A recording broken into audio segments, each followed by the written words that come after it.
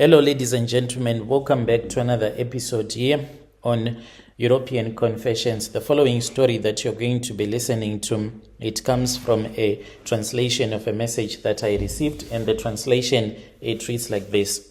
I honestly really do not care, but I have just come here to tell other people, my other hustlers who want to become ritualists, to go out there and to work on yourself and to make sure that you achieve whatever that you want to achieve. Take it from a man that comes from a country that is a joke in the whole world. My name is Tim and I am age 26. I am a Zimbabwean man who have come here to free all the poor people out there. I am based in Johannesburg. I gave up 30 years of my life to be rich and I will die very soon. Yes, you might judge me, but before you pass your judgment on me, oh you holy of holies, let me tell you something. Hunger will humble even the holiest person. If everything that you think you have has been removed from you, that is when you are going to see that holier than thou does not work at all. So you can sit wherever you are and you can judge me. But I know from where I am coming from. Big up to my other hustlers who are still trying to make it up in this world. Let us die rich or let us die trying. I used to be the guy who was sleeping close to Park Station. I used to watch some taxis with my other South African friends for tips just to eat, just that they did not want to believe that rituals, they do work, and I was able to save the little that we had to be able to become a ritualist. Now when you see me sliding down the road wearing my Gucci, and I live in a very beautiful house in Midrand, and I have been thinking of buying it. It is only that I have not yet met a woman whom I can trust, because on myself, even though I have so many businesses, but I have not yet managed to get my proper papers. So I'm just a visitor. I am considered as a visitor in South Africa, even though I am a director in many countries that I own. Just that if I find a good woman who can give me kids, a South African one, I'll be willing to make her the directors of all of my companies, and I will know that I'll be doing it for the sake of our kids. I push a very beautiful Golf GTI latest model, and I am paying the price, and I decided that it is far much better to pay the price with my own life. If I am going to die, I will die. It does not matter. I know the date. I have accepted it. I already bought a coffin, as you have to do when you join that cult. You already have to buy a coffin with your own money, the money that is not blood money, but the clean money. That is why some of my South African friends, they could not do it, because it was quite expensive. This ritual that I did, it does not come cheap, and they do not want you to use borrowed money that belongs to you, that you have worked hard for. So I have accepted my fate. There is a coffin somewhere out there that is waiting for me. It all started, it was in the year 2019. Things were so tough when I crossed the border into South Africa through Beitbridge with only 160 rand in my socks. I had dropped out of college back in Harare, could not even afford to pay for my last semester at Harare Poly. My mom was sick, dad had left, my siblings looked up to me, and my whole life left like one long funeral. I did not want to continue down this path, and I came illegally to Johannesburg, even though it was hard to move by at that time. But then I realized that there was nothing for me. The guy who had invited me, this guy was quite evil-hearted. He thought that maybe buying some soup pack and me eating that soup pack that he had bought at the spaza, it was something that was like from heaven. He would complain, saying that, hey, the way that you are eating, because we used to eat in the same plate, he would complain about everything, the way that I was chewing, the way that I would be eating, saying that I am too quick. Why was I eating so quick? Hey, that guy, I said, let me leave him alone.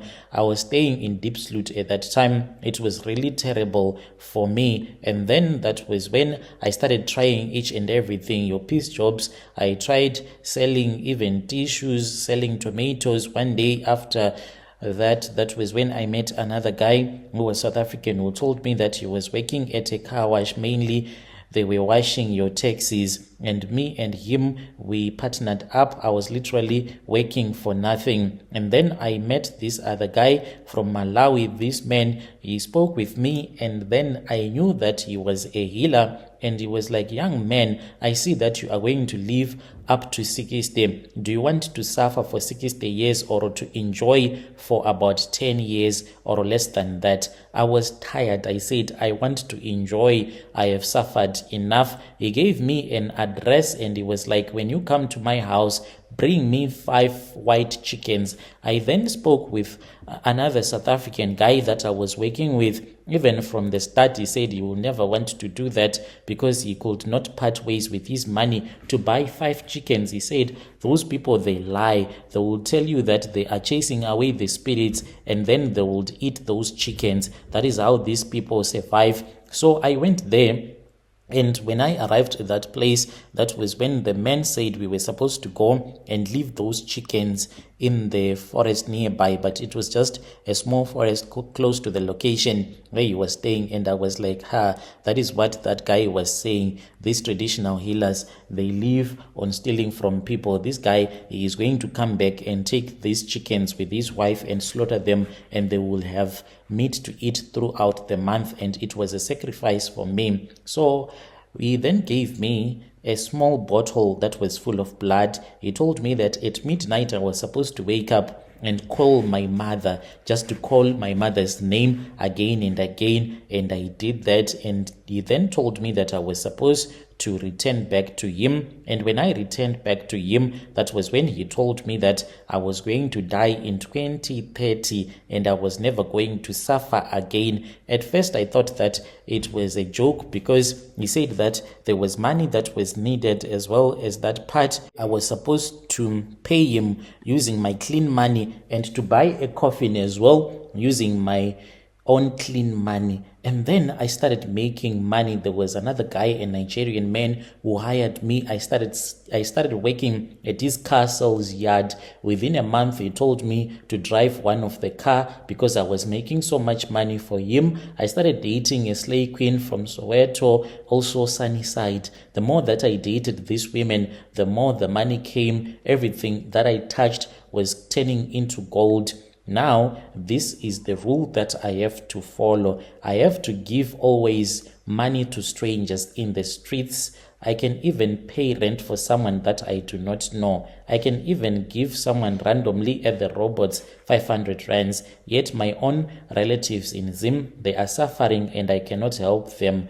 That is the part of the rules. Even if I try to help my relatives who are in a village called Koromonzi, no, if I do that, then I will receive a warning that all that I have, it can be taken and I will become broke. I once saw my little sister, she posted on Facebook, she was begging for school fees, but I scrolled past it like I was a stranger because I deleted my own account on Facebook. That is what I did. And to this very day, Brother Nashi, to tell you the truth, I feel so bad about the things that I did, killing my own mother, using her as a sacrifice, but it does not matter at all to me because at the end of the day, what matters is that I do have money right now. I know that I will die very soon, but even if I die, sometimes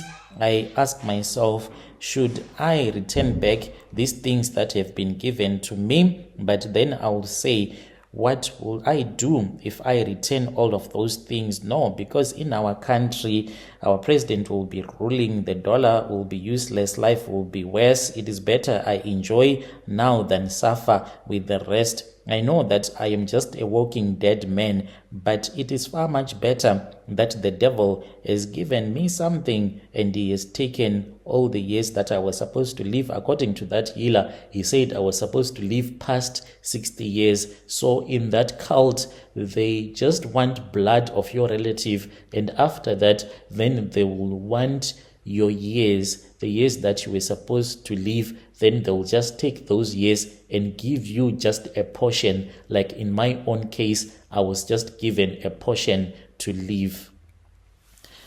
Dear listeners, right there was a message that was sent to me by one of our brother. That was the translation of the message that he sent to me. Strange things indeed, they do happen in this world. Hey,